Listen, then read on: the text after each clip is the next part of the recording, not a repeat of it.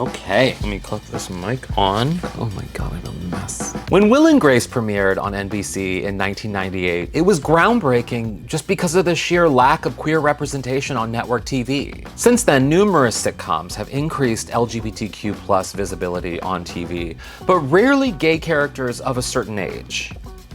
An older age. To fill that void, the same creators of Will and Grace, Max Mutchnick and David Kohan, developed Hulu's Mid-Century Modern to show that while a multi-camera sitcom with 3 gay male leads is rare, the stories they tell are universal.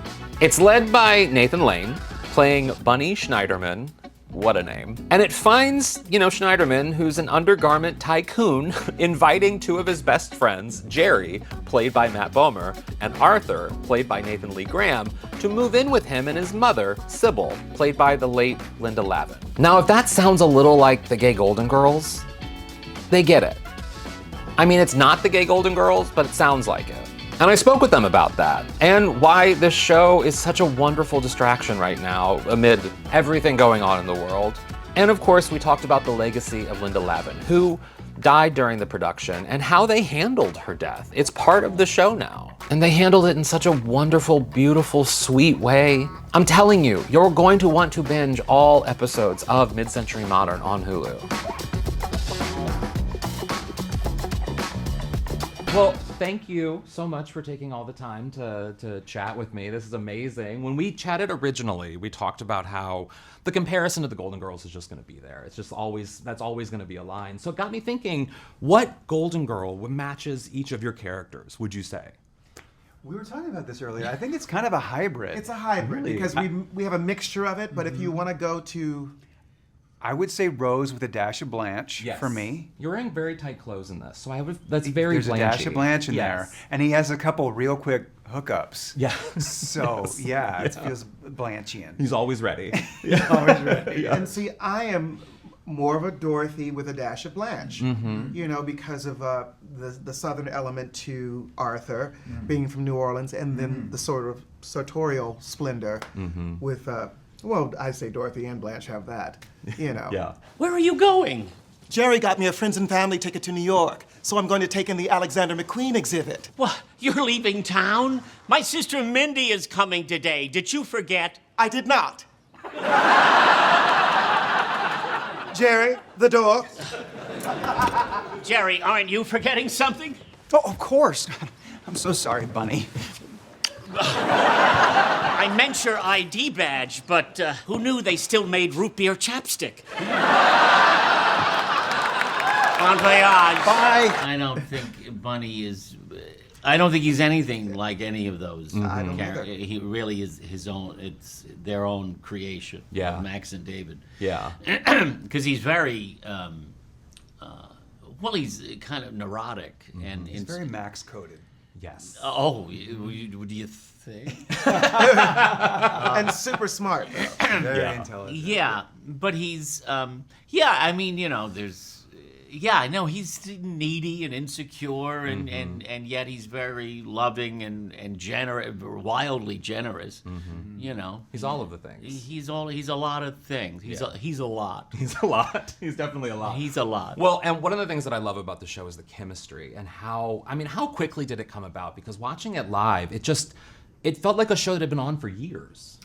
That's great to hear. Well, it was immediate, right? Yeah, well, that's how it felt to us when we got together. It just felt like we've been doing it for a long time. We only had a week to do the pilot, right? Yes. Yeah. So I think we just jumped right in from the first table read. We all come from the theater, so we knew we had an idea of what we were supposed to bring to the table, and we just jumped right in and started think having that fun had in a the lot to rehearsal do with it. process. It does. The fact that we could laugh with each other and at ourselves at times during the rehearsal process helped a lot too. Yeah. Yeah, well, Max and David are known for, especially on Will and Grace, for their guest stars, their famous guest stars. And I've talked to Max a lot about sort of some of the gay icons that didn't make it on Will and Grace, like Bette Midler, for example. So I want to know, what icons would you guys love to see on Mid-Century Modern?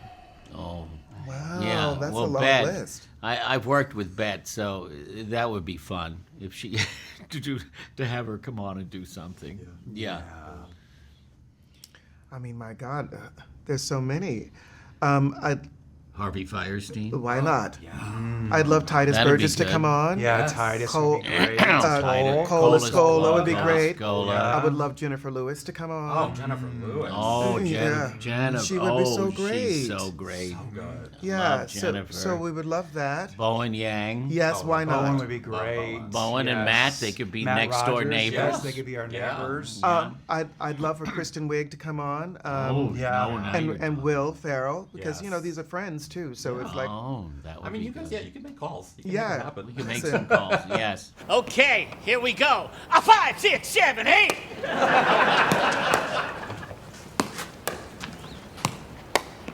oh, sorry. Let's take it from the top. Sure, but no apologies. That was a great effort. Oh, and that little flourish you do when you swing, Bob Fosse could only dream. As I've been doing the feature on the show, one thing that I've been talking to a lot of people about is a moment when I was a kid, and I can't miss this opportunity with you not to share this, when I was this little closeted kid going to see the Birdcage with my Mormon family. And I remember being terrified because I knew it was this gay movie, and I saw your character, Albert, and it was my future. It was like I was looking at myself in the future, and it just had this impact on me where I was terrified, but also I saw where I was going. And I remember my mom saying on the way home how brave of a person Albert is to sort of exist in the way that Albert did. And it was sort of my way of Well, knowing. that's very progressive of your mom. Yeah, I knew it was going to be Mormon okay. mom. Yeah, to exactly. say that to you. But I've been sharing this story, and I see people who also have a similar story, similar Right. to what I went through watching The Birdcage. So, and that's what makes them so excited to watch Mid-Century Modern, this sort of full circle moment for you as an actor. What does that mean to you to have sort of that legacy, particularly with queer people who were moved by you so early on to have then this coming out and relate to that? Well, yeah, it is. It's very moving that, when people, the fact that it's, people were still talking about the Birdcage after 30 years. But I mean, that's a property that has, it started as a play in Paris, and then it was a musical, then it was, it was a film, and then our film version of it. So it's a story that has lasted for generations, and I think there's a reason, because the story is about this long-term relationship and doing something out of love for their son, going to that extreme. And you always, I think, score more points with comedy than anything else, because people are vulnerable. They're laughing, and you're drawing them in, and making your points without hitting them over the head with it. And I mean, that particular film just had the pedigree of Mike Nichols and Elaine May and all those brilliant people, and Robin, of course, and just it was just one of those special experiences. So it's nice that it comes up every day of my life. So it's nice that people feel that way about something you did so long ago, and that that the notion that there's a connection now to playing this older gentleman. Older gentleman. There aren't enough flowers to lay at the feet of Nathan Lane. Just say that. Oh, stop it. I can agree. You ready for this? I'd like to start while it's a refreshing 104 degrees. Well, we've already rehearsed, but we'll wait while you change out of your survivalist outfit. The dressing rooms are that way. I'm not changing. It's pickleball. I could play in a recliner. Jerry, you're with me. Bunny, go. Go. You guys don't mind a little trash talk, do you? Of course not. I told Arthur his tracksuit made him look like Missy Elliott, only girlier. I took it as a compliment. Okay, let's do this. Ha ha, you're probably not as good as us. Trash talk is fun.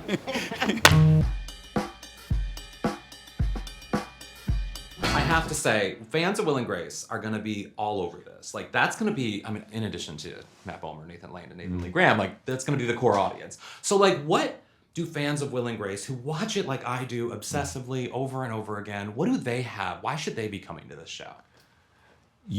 If you grew up with Will and Grace, this is you are the age of these characters. Yeah.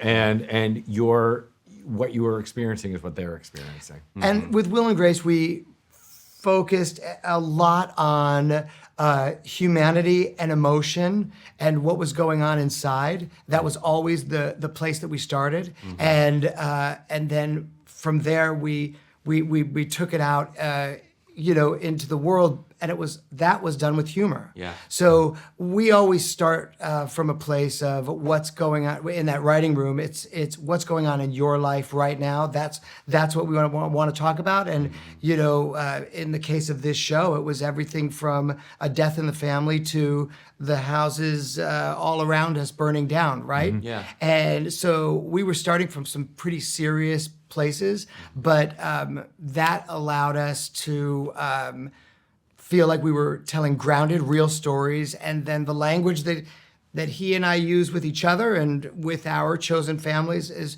one, and our real families is one that's humorous and comedic. Yeah. And also, I mean, one of the things that I think people love about Will and Grace always was the writing and how, I mean, particularly Jack and Karen's jokes, and I see that in this show in that there are lines and there are moments with all of the characters that seemingly come out of nowhere, but it works in the process of the episode that makes each one just so memorable. Do you find that that the language used in this show, particularly sort of like the looks like a party or looks like a bottom joke or like those kind of things, that language will resonate with people in weird, fun ways, just like it did on Will and Grace, don't you think? Be good to your writers. Yes. That's the moral of the story. Be good to your writers, because that's the fact that we are working with a lot of the writers that did Will and Grace, and the director, and a bunch of department heads, and it's like old home week. Yeah. I mean, it really comes from the same pedigree. Yeah. So that's why it will sound familiar to you, though it's very different, because I feel like this isn't.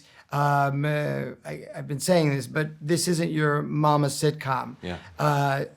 Time has passed. We're on a streaming network. But we're partnering with Ryan Murphy, and as a result, the language barrier has opened up. We're talking a little bit more like you and I speak on this show. We need a housekeeper. Nilsa quit.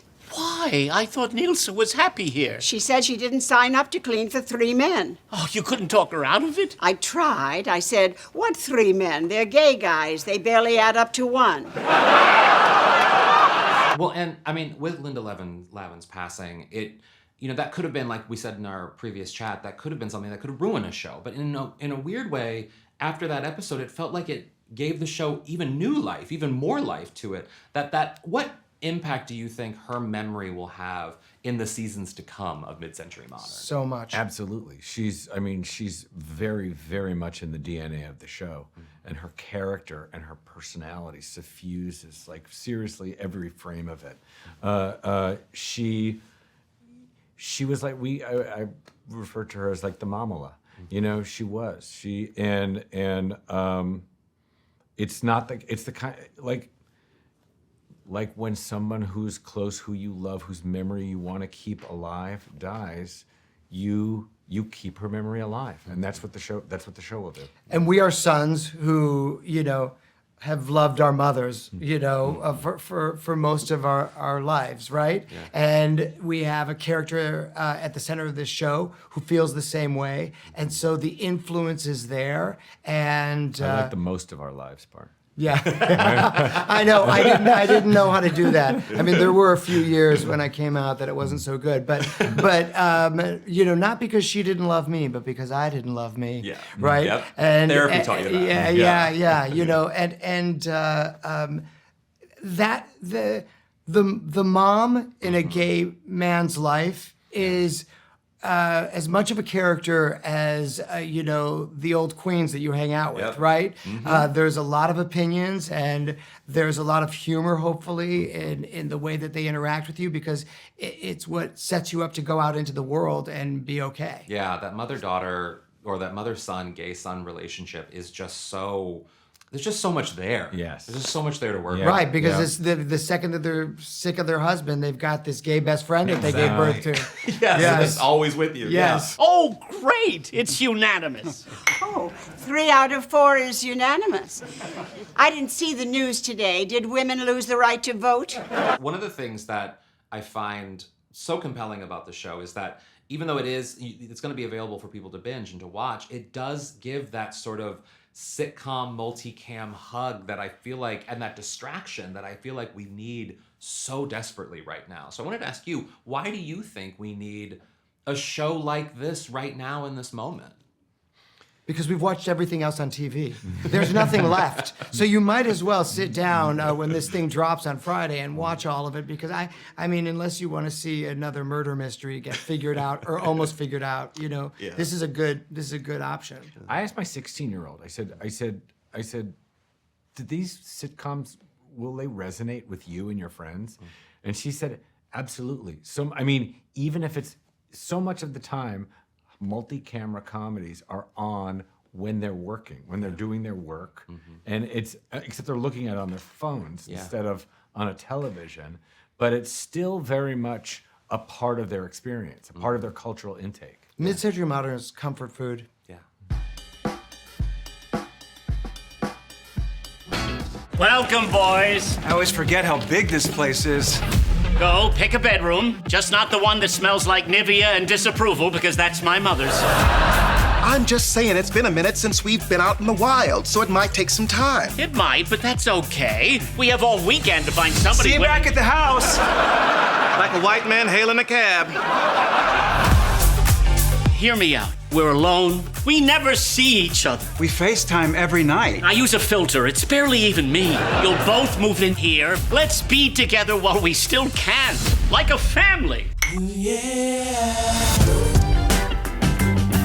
This is a big change. Don't you have any advice for me? Oh, sweetheart. Your father and I raised a confident man who takes a bite out of life. Then why'd you name me Bunny? I wanna take a minute or two. I like your moves. Oh, I'm a flight attendant. I call this one, we're experiencing some turbulence.